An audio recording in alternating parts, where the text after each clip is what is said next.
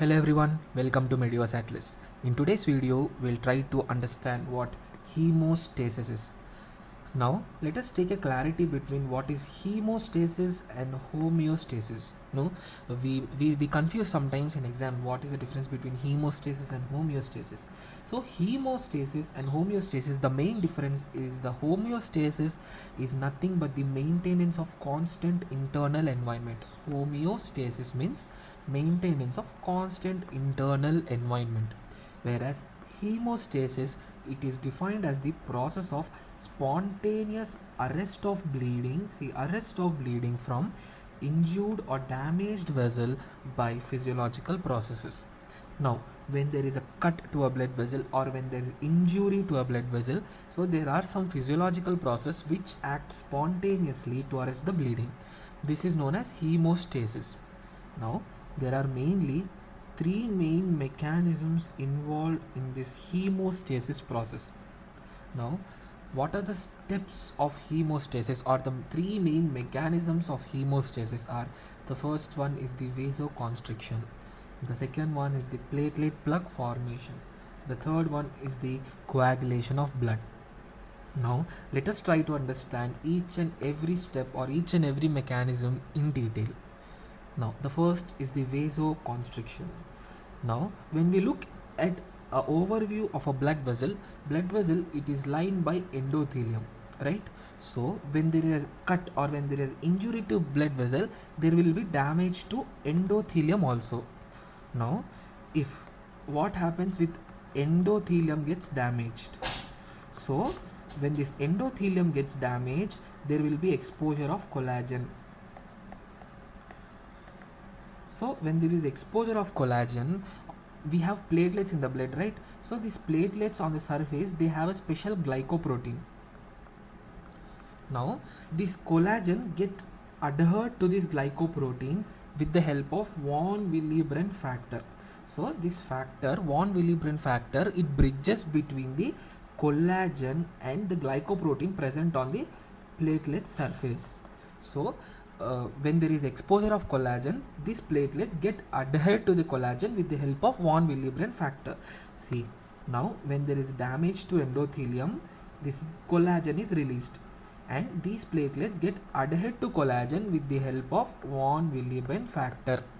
Now, after the adherence of platelets to collagen, these platelets gets activated. They get activated and they release serotonin. This serotonin causes vasoconstriction. So this is the process of vasoconstriction. Look, I have written this in a flowchart form. So when there is injury to blood vessel, there will be damage to endothelium. When this endothelium gets damaged, there will be exposure of collagen. Now, this collagen gets adhered to the platelets with the help of von Willebrand factor. Okay, so this adherence of platelets to collagen, it is accelerated by von Willebrand factor. Okay, now after the adherence, the platelets get activated and they release serotonin, which causes vasoconstriction. So this is the process of vasoconstriction. I hope you are clear with this process of vasoconstriction. Now, the second main step or the second main mechanism is the platelet plug formation. Now when there is an endothelial damage, there is secretion of serotonin and activation of platelets. We have studied in the vasoconstriction, right? So when there is secretion of serotonin, there vasoconstriction takes place. Now, after these platelets are activated, right, along with the serotonin, they also release or they also secrete granules of ADP and thromboxane A2. Okay, along with the serotonin, they also release the granules of ADP and thromboxane A2. And this ADP, the adenosine diphosphate, and thromboxane A2, they leads to activation of more platelets with the help of platelet activating factor. Okay, I hope you are clear. Along with the serotonin, even thromboxane A2 and ADP also released. Due to the release of ADP and thromboxane A2, there will be activation of more platelets with the help of platelet activating factor. and activation of more platelets, it leads to aggregation of platelets, which forms the platelet plug. We can see here, see the platelet plug will be formed like this. How the platelet plug is formed? Along with the secretion of serotonin, thromboxane A2 and ADP are also released, which leads to activation of more platelets with the help of platelet activating factor, which causes aggregation and platelet plug formation. So this is the process of platelet plug formation. We have studied two main mechanisms, that is the vasoconstriction and platelet plug formation in detail. Now we'll understand the coagulation of blood, which is more important. In this video, we'll just take an overview of this blood coagulation. In detail, I'll be discussing the coagulation of blood in the next video. Now, I'll just give a small overview on this, the coagulation of blood. See, the coagulation of blood, it occurs due to activation of clotting factors. We all know that in our body, we have clotting factors. These clotting factors are present in the inactive state in our blood. So these for the blood coagulation, these clotting factors must be activated from the inactive to active. So the clotting factors are present in inactive state, they must get active in our blood, then coagulation takes place. So what is the main agenda, or what is the main essence of the coagulation is fibrinogen, it is converted to fibrin. So the conversion of fibrinogen to fibrin causes the coagulation of blood. Now how fibrinogen is converted to fibrin? We need clotting factors for it.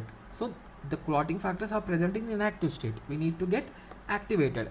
So these, what happens is the clotting factors which are present in inactive converts into active state, they causes conversion of fibrinogen to fibrin, which causes the coagulation of blood.